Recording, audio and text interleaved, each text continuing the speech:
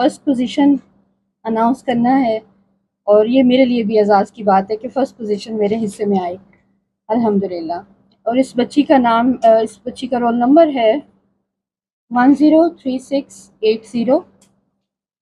Marks obtained ہے 1192 out of 1200۔ نام ہے فاطمہ نیرہ۔